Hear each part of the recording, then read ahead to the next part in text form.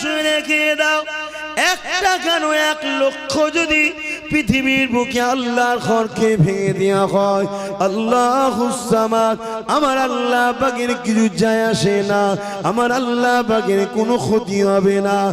একটা কার্টুন কেন তাম পৃথিবীর জমিনে যদি আমার রাসূলুল্লাহর কার্টুন তৈরি করে মেরে দেয়, আমার রাসূলুল্লাহ কিছু যায় আসে না, আমার রাসূলুল্লাহর কিছুই হবে না। কেন? আমার নবীর ছবি নাই। আমার নবীকে যারা দেখেছে তাদের অন্তরে নবী আছে, তারা কখনো নবী কেমন দেখতে বলতেও চাইবে না। কেননা নবী দেখারা কখনো বলে বেড়ায় না আমি নবী দেখেছি। যারা নবী দেখে তারা শুধুমাত্র তাকে বলে যে কিনা নবী দেখার মজা বোঝে। যুবকেরা, তরুণেরা, সমস্যা তোমার আমার হবে। কিয়ামতের দিনে কি হবে উপায়? ওই দিনে কেউ তো কারো হবে না। আদম সফিউল্লাহ বলবে নফসি নফসি, মুসা কালিমুল্লাহ বলবে নফসি নফসি, ঈসা রূহুল্লাহ বলবে নফসি নফসি, সমস্ত নবীরা বলবে নফসি নফসি। ওই দিনে তোমার আমার কি হবে উপায়? ওই দিনে তো কেউ কারো হবে না। ওই দিনে শুধুমাত্র একজনের জবান দিয়ে বেরোবে, ইয়া রাব্বি খাবলি ইয়া উম্মতি ইয়া উম্মতি। আমার আব্বা ভাইরা, আজ আমরা এই সামান্য রোদে ছুটোছুটি করছি, পালাচ্ছি, ছায়া খুঁজছি, কষ্ট হচ্ছে। ময়দানে মাহশরে কি হবে? কিন্তু এই ময়দানে মাহশরে কারো দাদাগিরি চলবে না, কারো কথা চলবে না। সবাই নফসি নফসি নফসি করবে। কি হবে সেদিন? বড় দুঃখ মুসলমান। আজ আমরা চাকরির জন্য লড়াই করি, করুন। 1 বিঘে জমির জন্য লড়াই করি, করুন। পার্টি অফিস দখলে লড়াই করি, বুথ দখলে লড়াই করি। আজ বারবার একদল অবৈধ সন্তানেরা আমাদেরকে, যিনি বাঁচা শিখিয়েছে, পৃথিবীর নারীদের ইজ্জত দেওয়া শিখিয়েছে, এই যে বিবাহ কোথায় আমার রাসূল শিক্ষা দিয়েছে, সেই নবীর উপরে বারবার একদল অবৈধ সন্তানেরা আঘাত দিচ্ছে। আমরা কিছু করতে পারছি না। কেন? তাদের হাতে রাজ ক্ষমতা আছে, আমাদের হাতে নাই। আর যেগুলো যা আছে মুসলিমদের হাতে, সেগুলো আবার সব গোলামি করে বসে আছে। সবই আল্লাহর ইচ্ছা, আল্লাহর পরীক্ষা। আমরা সামান্য দুনিয়ার এই বেঈমান জালিম কাফের মুনাফিকদের জন্য আমরা নিজেদের জানকে দিয়ে দিচ্ছি। সামান্য দুনিয়ার লোভে আমরা জীবন দিয়ে ফেলছি। তখন গণতন্ত্র মনে থাকে না আমাদের। কি আমাদের ইমান? আমি আমার কথা বলছি, আমাদের ইমান তাহলে কত কমজোর। আর গোস্তাগে রাসূলুল্লাহ বলে বলে বলে বলে বেড়াচ্ছে। আর আমরা কি করছি? রাস্তায় নামছি, চলো মিছিল হবে, মানছি না, মানবো না, অমুক চাই তমুক চাই। 1 সপ্তাহ পরে সব ঠান্ডা। আবার ওরা 1 বছর পরে আবার একটা কিছু ঢিল ছুড়লো, আবার আমরা 1 সপ্তাহ পরে চিল্লেলে আবার ঠান্ডা। এরকম করলে হবে না, পাওয়ার দখল করতে হবে। পাওয়ার গোস্তাগে রাসূলদের ফাঁসি দিতে হবে। কথা বুঝে আসছে? শুধু রাসূল নয়, কোন ধর্মের ধর্মীয় গুরুর উপরে আঘাত দিলে তার আইন করতে হবে ফাঁসির। না হয় মানুষের মুখে ব্যথা লাগে যে যাকে ভালোবাসে, ঠিক না? ঠিক, যে যাকে ভালোবাসে। কিন্তু কে করবে? কে করবে? আমরা তো ভালো না, আমরা তো দালালির পিছনে ছুটছি, আমরা তো বিক্রি হওয়া ধরে শুরু হয়েছি। তবে মনে রেখে দেবেন, ময়দানে মাহশরে সবাইকে দাঁড়াতে হবে। আল্লাহ পাক সবার কাছে হিসাবটা নেবে। এই ময়দানে মাহশরে কেউ তোমার আমার হবে না, বাপ ছেলের হবে না, ছেলে বাপের হবে না, মা মেয়ের হবে না, মেয়ে মায়ের হবে না, স্বামী স্ত্রীর হবে না, স্ত্রী স্বামীর হবে না। এই ময়দানে মাশরটা কেমন হবে আল্লাহ নবী জানিয়ে দিলেন। মাথার এক বিরদা ইখতিলাফ, এক হাত উপরে আল্লাহ সূর্যকে নামিয়ে দেবে, সূর্যের 12 গুণ তাপকে আল্লাহ বাড়িয়ে দেবে। এই তাপেতে মানুষের মাথা কেন কোনো জোরে জোরে কোলে কোলে নাক দিয়ে জোরে জোরে পড়তে লাগবে। সামান্য আজকে রোদের তাপ কোটি কোটি মাইল দূরে রয়েছে, আজ একটা গুণ তাপ, সেদিন 12 গুণ তাপ বাড়বে। মাথার এক বিরদা ইখতিলাফ, এক হাত উপরে আল্লাহ নামিয়ে দেবে। ওই দিনে কি হবে উপায়? আজ এখানে কষ্ট হচ্ছে, ছায়াতে দাঁড়াচ্ছ, ওখানে দাঁড়াচ্ছ, সেখানে দাঁড়াচ্ছ, কিছু সময় আরামটা পেয়ে যাচ্ছ। আমিও গায়ে রোদ না লাগে তাই স্টেজের পিছন দিকে সরে যাচ্ছি, কিন্তু ওই দিনেতে কোনো ছায়া থাকবে না। ওই দিন শুধুমাত্র আল্লাহ পাকে আরশে আজিমের ছায়া থাকবে। ওই ছায়া যারা পাবে তাদের মধ্যে এক শ্রেণীর মানুষ হলো 7 শ্রেণী, তাদের মধ্যে এক শ্রেণীর মানুষ যারা কিনা আল্লাহ নবীকে ভালোবেসে বেশি বেশি দরুদ পড়ে।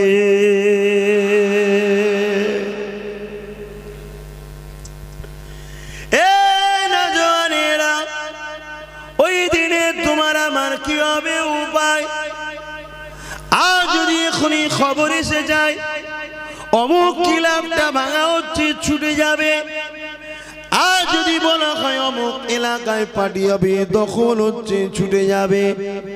কিন্তু কখনো কি ভেবেছো তোমার এলাকার এয়ারপোর্টের মসজিদটা ভাঙার চক্রান্ত করছে, ওটাকে বাঁচাবার জন্যে কখনো কি ভেবেছো এমন নেতা বানাবো যার দ্বারা আমার আল্লাহর ঘরটা যেন বেউজ্জতি না হয়? কখনো এই স্বপ্ন তো দেখলে না। এমন স্বপ্ন দেখলে যারা তোমাদের 500 টাকা দিল আর তোমাদের অস্তিত্বকে মিটিয়ে দিল, তাদের পিছনে ছুটতে লাগলে এ যুবকেরা শুনে রেখে দাও, একটা কেন 1 লক্ষ যদি পৃথিবীর বুকে আল্লাহর ঘরকে ভেঙে দেওয়া হয়, আল্লাহুস সামাদ, আমার আল্লাহ পাকের কিছু যায় আসে না, আমার আল্লাহ পাকের কোনো ক্ষতি হবে না। একটা কার্টুন কেন তামাম পৃথিবীর জমিনে যদি আমার রাসূলুল্লাহর কার্টুন তৈরি করে মেরে দেয়, আমার রাসূলুল্লাহ কিছু যায় আসে না, আমার রাসূলুল্লাহর কিছুই হবে না। কেন? আমার নবীর ছবি নাই। আমার নবীকে যারা দেখেছে তাদের অন্তরে নবী আছে, তারা কখনো নবী কেমন দেখতে বলতে চাইবে না। কেননা নবী দেখারা কখনো বলে বেড়ায় না আমি নবী দেখেছি। যারা নবী দেখে তারা শুধুমাত্র তাকে বলে যে কিনা নবী দেখার মজা বোঝে।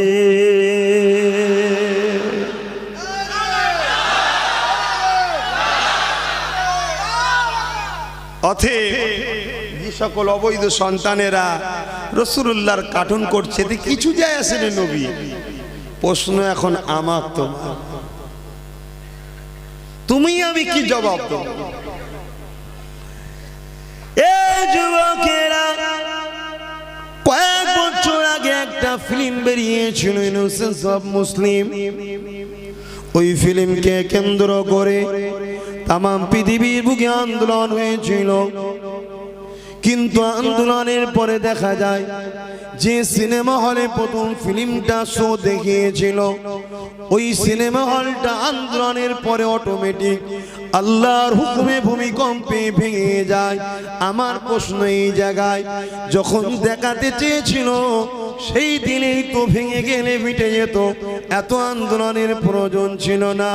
যে 4 জন ফিল্ম বার করিয়েছিল কয়েক বছর পরে দেখা যায় তাদের ফাঁসির অর্ডার হয়ে যায়, ফাঁসি হয়ে যায়। কি দরকার ছিল? যখন ফিল্ম তৈরি করছিল তখনও তুই আল্লাহ পারতো তার ব্রেনকে হ্যামারেজ করে দিতে, ব্রেনের ডিফেক্ট করে দিতে পারতো, কেন করলো না? এ যুবকেরা, তরুণেরা, শয়তান আল্লাহ পাঠায়। ফিরাউনকে আল্লাহ পাঠিয়েছে, নমরুদকে আল্লাহ পাঠিয়েছে, আবু জেহেলকে আল্লাহ পাঠিয়েছে, এমন করে দাজ্জাল আল্লাহ পাকি পাঠাবে।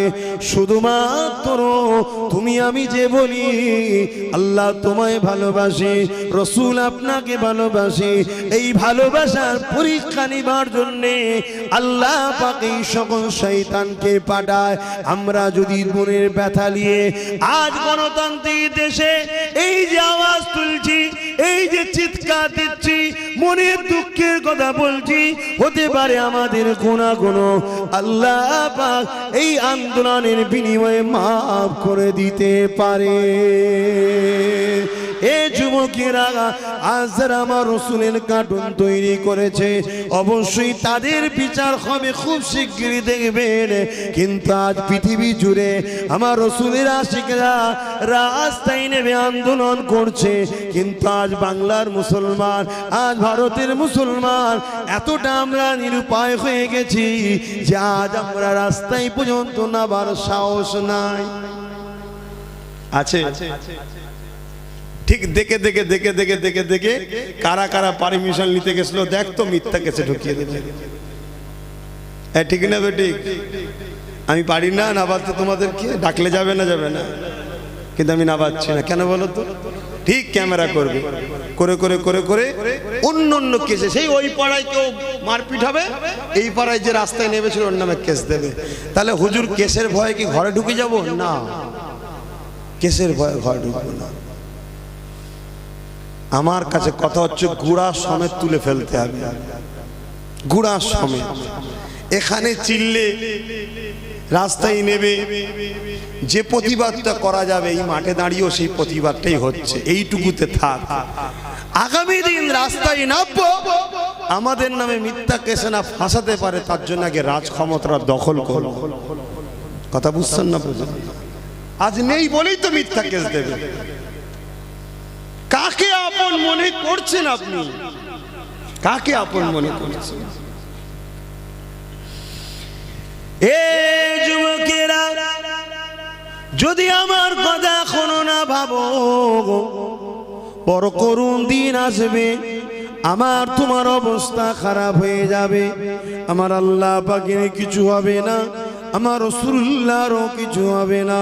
কেননা আবু জেহেল উতবাস এই বাবুল হাব আমার রসুলকে যখন মানে নে, আমার আল্লাহ বলেছিলেন হাবিব কেউ যদি আমাকে না মানে এতে আমি আল্লাহ আমার কোনো ক্ষতি হবে না।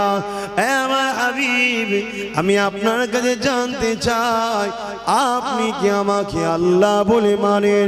আল্লাহ রসুল বলেছিলেন ও রব্বুল আলামিন আল্লাহ, আমি আপনাকে আল্লাহ বলে মেনে নিয়েছি। আমার আল্লাহ জানিয়ে দিয়েছিলেন আমার হাবিব তামাম পৃথিবীর মানুষ যদি আপনাকে নাও মানে এতে আপনার কোনো শান কমবে না, এতে আপনি কোনো ছোট হয়ে যাবেন না। কারণ আমি আল্লাহ আপনাকে নবী বলে মেনে নিয়েছি। এ যুবকেরা, তরুণেরা, সমস্যা তোমার আমার হবে, কিয়ামতের দিনে কি হবে উপায়? ওই দিনে কেউ তো কারো হবে না। আদম সফিউল্লাহ বলবে নফসি নফসি, মুসা কালিমুল্লাহ বলবে নফসি নফসি, ঈসা রূহুল্লাহ বলবে নফসি নফসি, সমস্ত নবীরা বলবে নফসি নফসি। ওই দিনে তোমার আমার কি হবে উপায়? ওই দিনে তো কেউ কারো হবে না। ওই দিনে শুধুমাত্র একজনের জবান দিয়ে বেরোবে ইয়া রাব্বি খাবলি ইয়া উম্মতি ইয়া উম্মতি।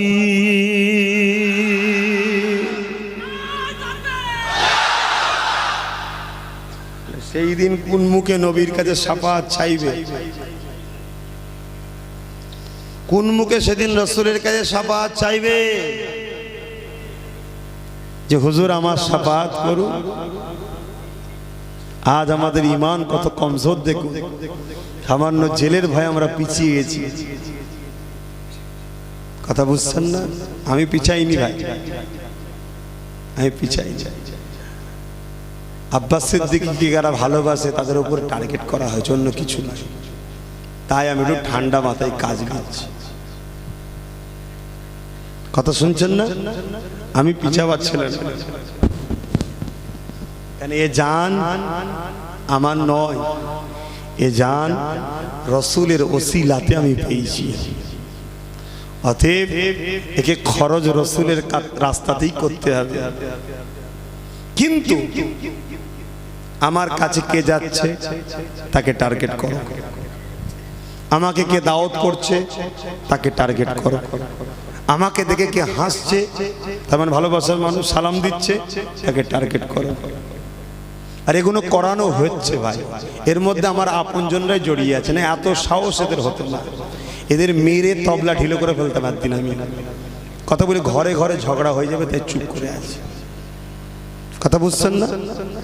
কেন গণতন্ত্রকে হত্যা করবে ছেড়ে দেওয়া যাবে না, ঘরে ঘরে ঝগড়া হয়ে যাবে। তাই সবর করে হেকমতে কাজ নিচ্ছি, তবে কিন্তু এটা বেশি দিন থাকবে না।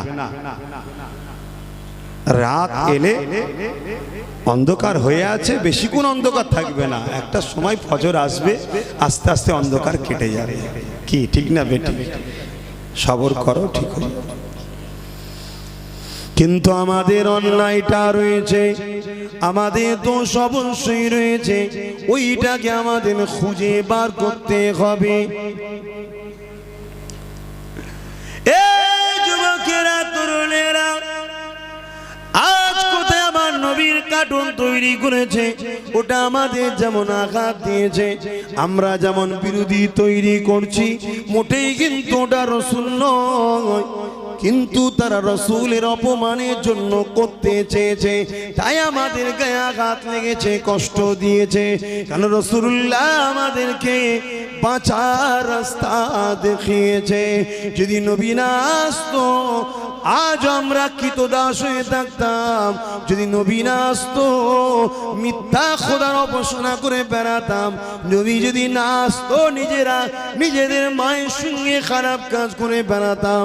নবী যদি না আসতো নিজেরা নিজেদের পেটিগুলোকে জ্যান্ত পুঁতে দিতাম।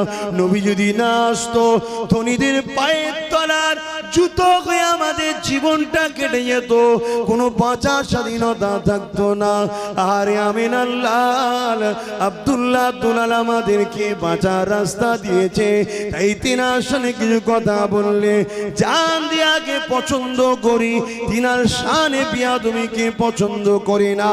ওটার যেমন বিরোধী করা দরকার আছে, কিন্তু সাথে সাথে আপনাদেরকে জানতে চাই, আমরাও তো আসামি, আমরাও তো অন্যায়কারী, আমরাই তো কখনো কাউকে কাউকে কাউকে ক্ষমতা দিয়েছি।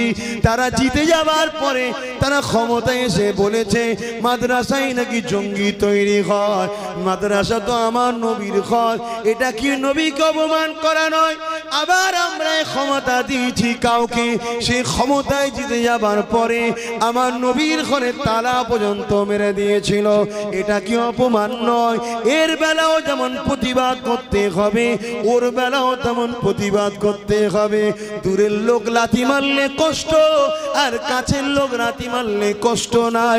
এই বিচারাতি করলে হবে না, ইমান একটা জায়গায় রাখতে হবে।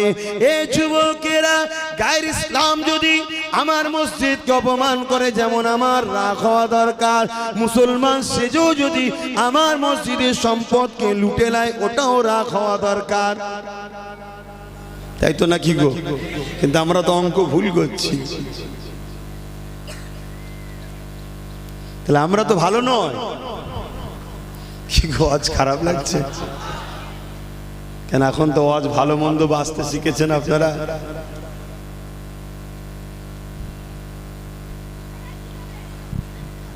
আমরাই তো ক্ষমতা এনেছিলাম। কে? বুদ্ধদেব বাবু বলেছিল না মাদ্রাসার সন্ত্রাস তৈরি হয়, আমার নবীকে অপমান করলো না? হ্যাঁ, বাংলার মুসলমান কিন্তু জবাব দিয়েছে। আজকে চুচুড়ার মাদ্রাসা মসজিদে তালা মেরেছে টিএমসি সরকার, এর জবাবটাও দিতে হবে। এক কথা বুঝছো না? বুঝুনি? যদি বলো হুজুর দিতে গিয়ে বিজেপি চলে আসবে, বিজেপি আসার আগে করোনাতেই মরে যাবি তোরা। খোদার গজব তো। আরে বিজেপি বিজেপি টিজিপি দেখে হায়াত মত আল্লাহর হাতে। এইটা যে মানে সে কখনো বিজেপিকে ভয় করে না। এক কথা বুঝে আসছে না? নাই, আজকে আমরা তো ভুল করেছি, আমরাই তো আমার নবীকে অপমান করছি। আমরাই তো আমার রসুলকে ছোট করছি। আজকে বলুন, সৌদি আরব যদি একটা হুমকি দিতে, ফ্রান্সের কুত্তা এখনই বন্ধ কর, কথা বুঝে আসছে না?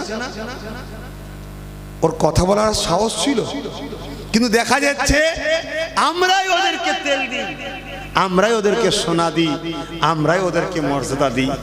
এক কথা বুঝছে? বড় দুঃখের বিষয়, আজ গণতান্ত্রিক দেশে, ধর্মনিরপেক্ষ দেশে এমন এক অপদার্থ প্রধানমন্ত্রী হলো, কোথায় খেয়ে দে কাজ নেই, সে বলছে আমি ফ্রান্সের পাশে আছি। কথা বুঝে আসছে না? আল্লাহ তোর উপর লানত দিক, তোকে আল্লাহ ধ্বংস করে দিক, বলুন আমিন। ভেবে দেখো আজকে পরিস্থিতি কোথায়। তাহলে আমার রাসূল পাক সাল্লাল্লাহু আলাইহি ওয়াসাল্লামের দুশমন, মানবতা বিরোধী যারা, তারা সব এক হচ্ছে। আর আমার রাসূলুল্লাহর পক্ষে যারা, অর্থাৎ মানবতা প্রেমিক যারা, মুসলমান হওয়া শর্ত নয় ভাই, আমার রাসূলকে অনেক গায়ের মুসলমানও ভালোবাসে, তারা মানবতা প্রেমিক যারা, গরিব যারা, অসহায় যারা, তাদেরও এক হওয়া দরকার। কিন্তু সবচেয়ে বড় দুঃখ এটাই, যারা মুসলিম দাবি করে আমরাই তো ধোঁকাবাজ হয়ে গেছি, আমরাই তো লোভী হয়ে গেছি, আমরাই তো প্রতারণাকারী হয়ে গেছি। তাই তো আজকে এই দুর্দশা হচ্ছে। না হয় এত বড় কাজ, এত বড় অন্যায় করার সাহস পাই কি করে? এই বাংলাতে অনেক সময় বই লেখা হয়েছিল, সেই বইতে হুজুর পাক সাল্লাল্লাহু আলাইহি ওয়াসাল্লামের ছবিও দেওয়া হয়েছিল এই বাংলায়। পরে আন্দোলন করে সেটা বন্ধ হয়েছে ঠিকই, কিন্তু আবার 20 বছর পরে আবার দেখবেন দেবে, আবার আন্দোলন করুন, আবার বন্ধ করে দেবে। কিন্তু এইভাবে বারবার দিয়ে আমাদের ঘরে কমজোর করা হচ্ছে। আমার বক্তব্য হচ্ছে, আমাদের ঘরে পাওয়ার তৈরি করতে হবে, একবার উপযুক্ত শিক্ষা দেব, যুগ যুগ যুগ যুগ ধরে জালিমরা কোনোদিন যেন আর এই সাহসটা না পায়। মরার সময় কমসে কম জালিম তার ছেলের কানে বলে যেন, এই যাই করিস নাই করিস, মোহাম্মদকে নিয়ে বিয়াদবি করতে যাবি নি, বাপের নাম ভুলে যাবি। এটা দেওয়া দরকার আছে না? কে দেবে, কে করবে? আপনারা তো 500 টাকার খদ্দের, আপনারা তো 500 টাকায় বিক্রি হন। এক বোতল মদ, 2 কেজি চাল, খারাপ দিচ্ছে হয়েছেন না হননি বলেন? অতএব যদি মনে হয় ভুল করেছি, আব্বাস সিদ্দিকীর কথা শুনে মনে হচ্ছে সত্যি অন্যায় করেছি, যা হয়েছে হয়েছে, এখনো সময় আছে, পরিবর্তন হয়। আপনাদের নাম নিশানা মিটিয়ে ফেলবে। তবে এই ব্রিটিশ পিরিয়ড যখন ছিল ভারতে, রঙ্গে রসুল নামে একটা বই বাই করেছিল ব্রিটিশরা একজন ওই পিরিয়ডে। সেই বইয়েতে আমার নবীর ছবি দিয়েছিল। আরে যার ছবি, ক্যামেরা তো দূরের কথা, আকাশে সূর্যের ক্ষমতা ছিল না যার ছবিকে তোলা। দেখবেন কোন জায়গাতে আলো পড়লে একটা তার প্রতিচ্ছবি হয়, ঠিক না বেটি? কেন? আলোর থেকে তার ক্ষমতাটা কম, তাই। কিন্তু আমার রাসূলুল্লাহর গায়ে লাগলে প্রতিচ্ছবি হতো না, কেন? রাসূলের নূর থেকেই তো সূর্য হয়েছে, জোরে বলুন সুবহানাল্লাহ। তার ছবিটা হয় কি করে?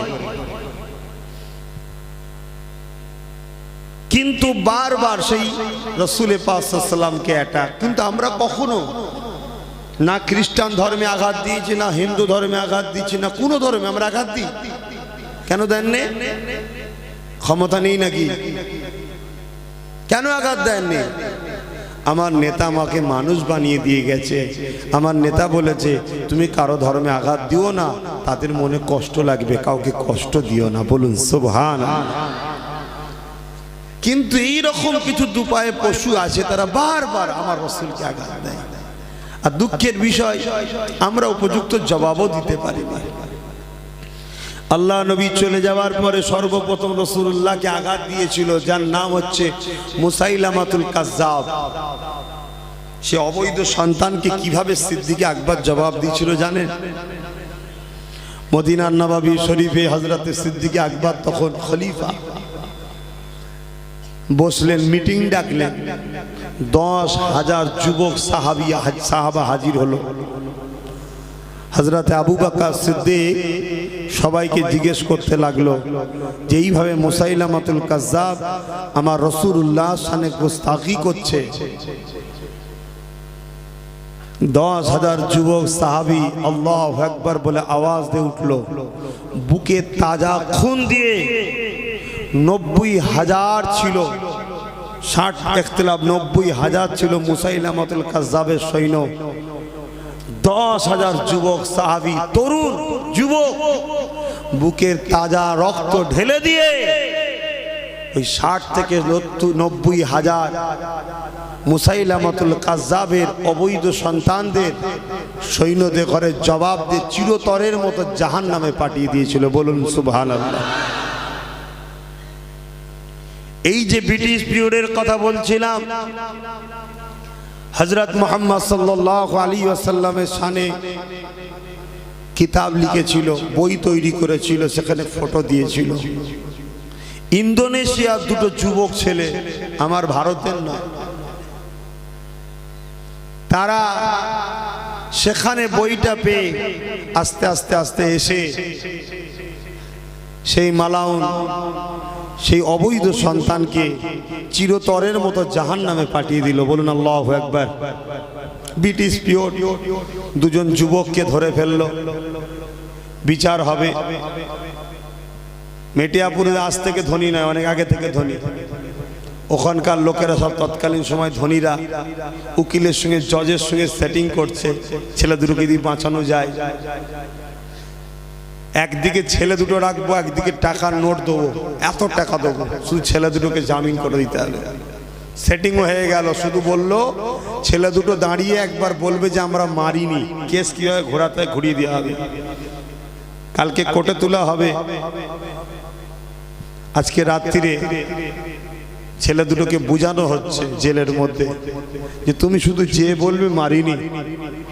ছেলে দুটো আফসোস করে বলছে হিন্দুস্তানে তো কোনো মায়ের লাল ছিল না রাসূলের দুশ্মনকে মিটাবার, আজ আমরা মিটিয়েছি, বেশ করেছি। গর্বের সাথে যে উঠে দাঁড়িয়ে বলবো 100 বার মেরেছি।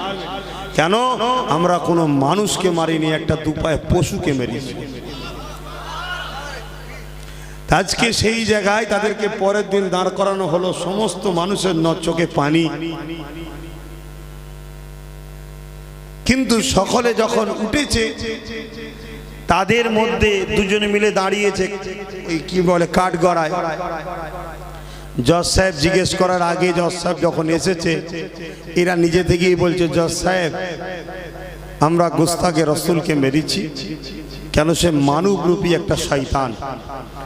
কেন? হযরত প্রফেট মুহাম্মদ সাল্লাল্লাহু আলাইহি সাল্লাম এসেছেন স্রষ্টার পক্ষ থেকে মানুষকে কল্যাণের রাস্তা দেখাতে। অতএব তেনার মতো মহান ব্যক্তিত্ব হয়নি আর হবেও না। সেই ব্যক্তির সামনে যারা নোংরা চিন্তা ভাবনা করে তাদেরকে মারা আমরা পুণ্য কাজ, সব কাজ মনে করেছি। অতএব আমি মিথ্যা বলার কিছু নেই। অর্ডার হয়ে গেল ফাঁসির, ফাঁসির অর্ডার হয়ে গেছে। ফাঁসি যখন দেওয়া হবে, নিয়ে যাওয়া হচ্ছে, দুজনের মধ্যে তাড়াহুড়ো হচ্ছে। বলছে আমাকে আগে দাও, বলছে আমায় আগে দাও। জিজ্ঞাসা করছে যে তোমরা এরকম করছো কেন? বলছে গতকাল রাত্রিরে আমরা খবে দেখেছিলাম দয়ার নবী দিন দুনিয়ার বাদশাহ হাবিবুল্লাহ একটা জায়গা সুন্দর করে ঠিক করা হচ্ছে জান্নাতে। জিজ্ঞেস করা হচ্ছে হুজুর এটা কি জন্যে? যে আমার দুটো গোলাম আসছে তাই রেডি করা হচ্ছে। জোরে বলুন সুবহানাল্লাহ।